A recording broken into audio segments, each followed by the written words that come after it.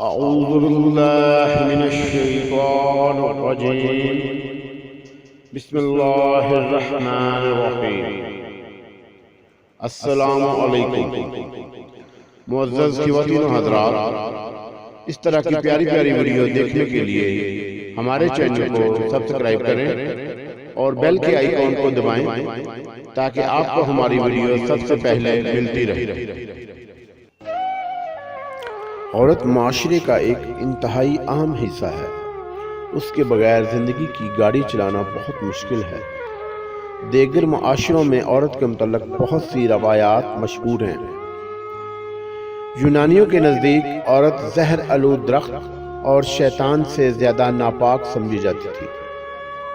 رومیوں کا عقیدہ یہ تھا کہ عورت کوئی روح نہیں بلکہ وہ عذاب کی صورتوں میں سے ایک صورت ہے۔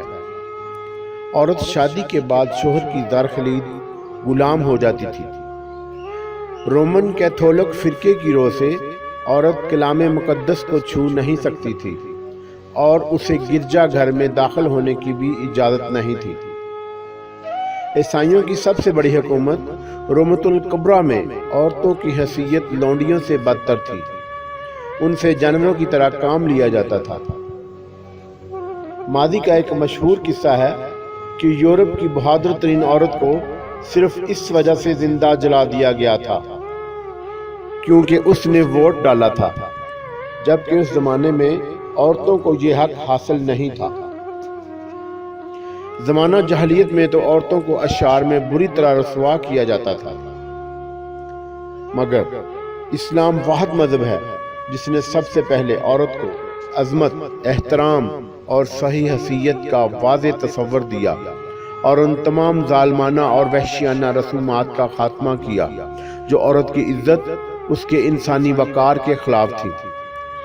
دنیا میں اسلام کی آمد عورت کے لیے غلامی، ظلم اور ذلت سے نجات کا باعث بنی۔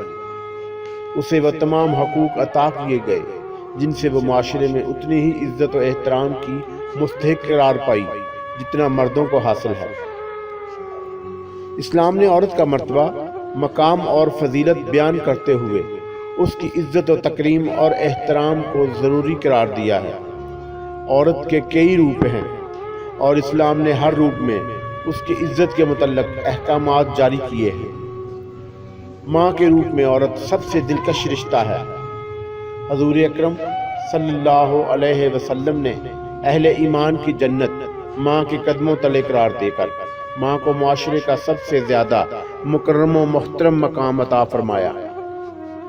آپ صلی اللہ علیہ وآلہ وسلم نے فرمایا کہ سب سے زیادہ حسن سلوک کی مستحق ماں ہے، کیونکہ ماں بہت سی تکلیفیں اور مصائب سہ کر ایک بچے کو دنیا میں لے کر آتی ہے، اس کے لیے راتوں کو جاگتی ہے اور بہت مشقتوں سے اسے پال کر بڑا کرتی ہے۔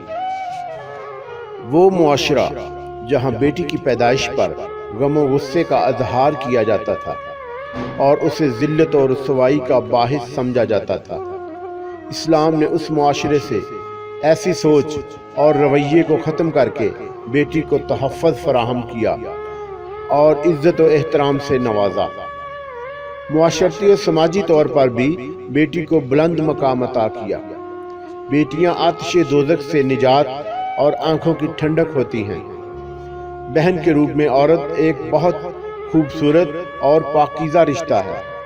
بہن خواہ بڑی ہو یا چھوٹی باعث رحمت ہوتی ہے۔ بہن کا مقام بھی بیٹی ہی کی مانند ہے۔ وہ حقوق جو ایک بیٹی کو حاصل ہیں وہ تمام حقوق بہن کے لیے بھی مقرر کیے گئے ہیں۔ نیک بیوی دنیا کی بہت بڑی نعمت ہے۔ وہ دکھ سکھ کی ساتھی ہوتی ہے اور ہر مشکل وقت میں نہ صرف ساتھ کھڑی ہوتی ہے بلکہ حسب موقع مفید مشورے بھی دیتی ہے۔ ہمارے پیارے نبی حضرت محمد صلی اللہ علیہ وسلم بھی بہت سے معاملات میں ازواج مطہرات سے مشاورت کیا کرتے تھے۔